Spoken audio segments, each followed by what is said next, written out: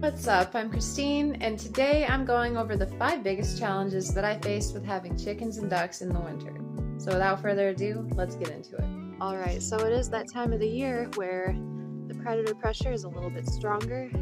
I'm already starting to see more coyotes, possums, and skunks.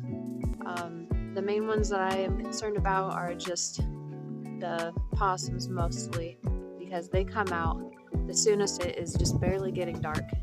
So I make sure that I have my chickens and ducks already put up before. I have some stragglers that don't want to go in with the rest of the flock. They want to hang out until after dark.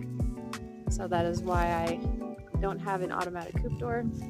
But I also make sure that there are no gaps or cracks any larger than 1 inch in diameter on either of the chicken tractors or the duck house for anything. So this is the hardware cloth skirt that I have. So stops about right here. It goes up a few inches on the duck house, but you can't really see it too well, but I have it all the way around. You can kind of see it over here, but just to make sure that nothing can dig underneath and get inside. It is a dirt floor, you know, there's no concrete or anything.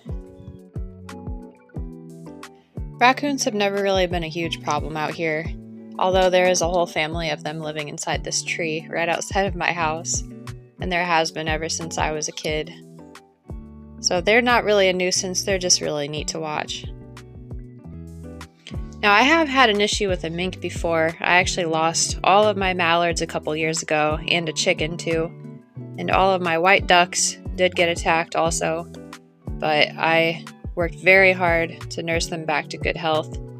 And I honestly believe that the only reason they survived is because they are jumbo pecans and their heads are bigger.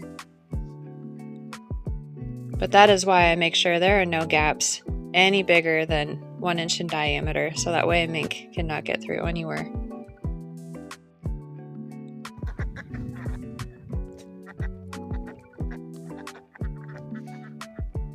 Alright, so the second biggest challenge that I face with having chickens and ducks in the winter is definitely watering.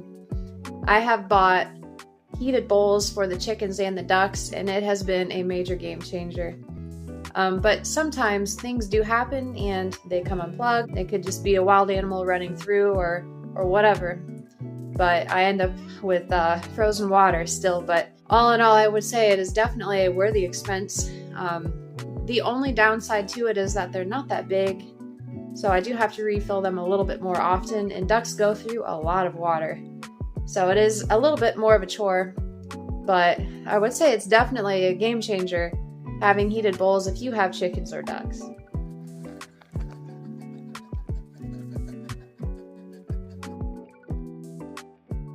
Alright, so the third challenge that I face is higher feed costs. Now, chickens and ducks need to eat a little bit more in the winter months, so that way they can maintain their body heat and stay active and healthy. So I do have to give them more feed, but I try to give them as many leftovers as I possibly can, you know, like fruits or vegetables, even like wheat pasta or crackers or wheat bread, anything that's safe for them to eat. Instead of throwing everything straight into the compost pile, I'll gladly give it to my chickens. Now, I did used to get their feed from Tractor Supply, and it was a little bit more costly. This was years ago, and I stopped actually getting it from there because my hens stopped laying eggs. And there's a whole issue with the feed. I was getting producer's pride at that time, and any chicken owner knows, they probably know exactly what I'm talking about, because this was an issue for many people. But anyway, I found a local feed store that charges even less for a 50-pound bag of feed. And so I do save a little bit of money, but I would most definitely say that my feed costs are nearly double in the winter months. Alright, so the fourth challenge would be preventing frostbite. Now I make sure that there is good ventilation in the duck house and the chicken tractors. I do close off the sides of the chicken tractors with plastic, so that way there's not too much airflow going through there. It's not so much about the cold air that you gotta worry about though, it's mostly the moisture. My chickens and ducks are pretty cold weather hardy, Although I am guilty of running outside in the middle of an ice storm in a robe at midnight to check on them, and they were totally fine. I just looked like a total crazy person. But that's just me being a good, responsible flock owner and being overly caring, I guess. You just want to make sure that they're able to roost and not be on the ground. I have boards inside of the chickshaws, both of the chicken tractors, for them to roost on. They're not directly like on the ground or anything. And the ducks have dry bedding inside their house at all times.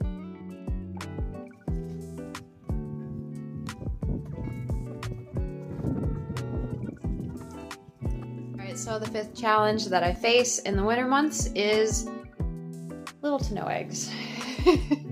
Now, it makes me feel absolutely terrible going to the store to buy a carton of eggs, but if I have to do it, I will.